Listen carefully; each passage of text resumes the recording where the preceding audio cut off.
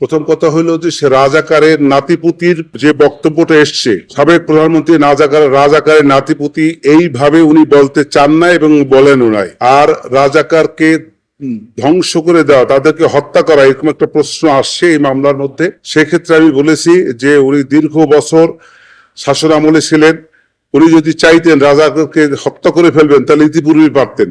উনি ইতিপূর্বে যেহেতু রাজাকারদের হত্যা করেন নাই, আজকে আসছে কেন বাচ্চা বাচ্চা ছেলেদেরকে হত্যা করবেন? এটা হল প্রথম কথা। দ্বিতীয় কথা হলো ওনাদেরকে বলা হয়েছে যে তাপস সাহেবের সঙ্গে উনি ফোনালাপ করেছেন, সেই ফোনালাপে বিভিন্ন ছাত্রদেরকে হত্যার নির্দেশ দিয়েছে। আমি বলেছি এটা সঠিকটা, এরকম কোন নির্দেশ প্রশাসনের পক্ষ থেকে কোন ডকুমেন্টারি কোন এভিডেন্স তাদের কাছে নাই। তৃতীয় কথা হলো রংপুরে বেগম রোকেয়া বিশ্ববিদ্যালয়ের ছাত্র আবু সাইদের যে হত্যা নির্দেশ দিয়েছেন, এরকম কোন বক্তব্য, যে বক্তব্যগুলো এনেছে এগুলো সঠিক নাই।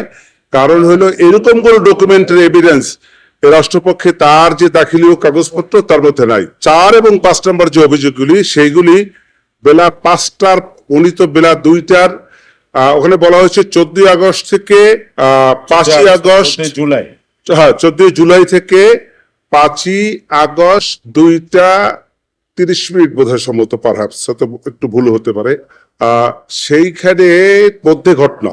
অতএব ওই দিন তো সে তো বাংলাদেশেই ছিলেন না।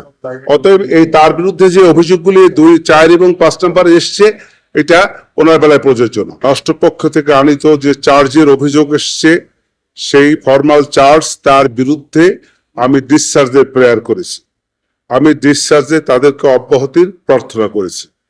অব্যাহতির প্রার্থনার মূল যে বিষয়গুলি ছিল সেগুলো এই, তার বিরুদ্ধে যে সমস্ত কথাবার্তা এসছে সেগুলো কল্পিত, উদ্দেশ্য প্রণোদিত, রাজনৈতিক উদ্দেশ্য প্রণোদিত, এবং যেগুলো কোনো সত্যিকারের ভিত্তি নাই। এই আমার বক্তব্য। আমার প্রার্থনা হলো, আমি চাচ্ছি আসামিদেরকে এই মামলার দায় হইতে অব্যাহতি। শুরুতেই বলেছি কথা। শেখ হাসিনা কোনো হত্যা নির্দেশ দেননি, প্রত্যক্ষ পরোক্ষ কোনোভাবেই না। সেটা স্বাক্ষর যখন হবে, তখন কল রেকর্ড যদি আসে, যখন যদি সাক্ষাৎতে দেখা যাবে, তখনকার বিষয়, তখন আমি তার জেরা করব। জেরায় যদি আমি সেই কল রেকর্ডকে মিথ্যা প্রমাণিত করতে পারি, তাহলে এটা আমার পক্ষে যাবে।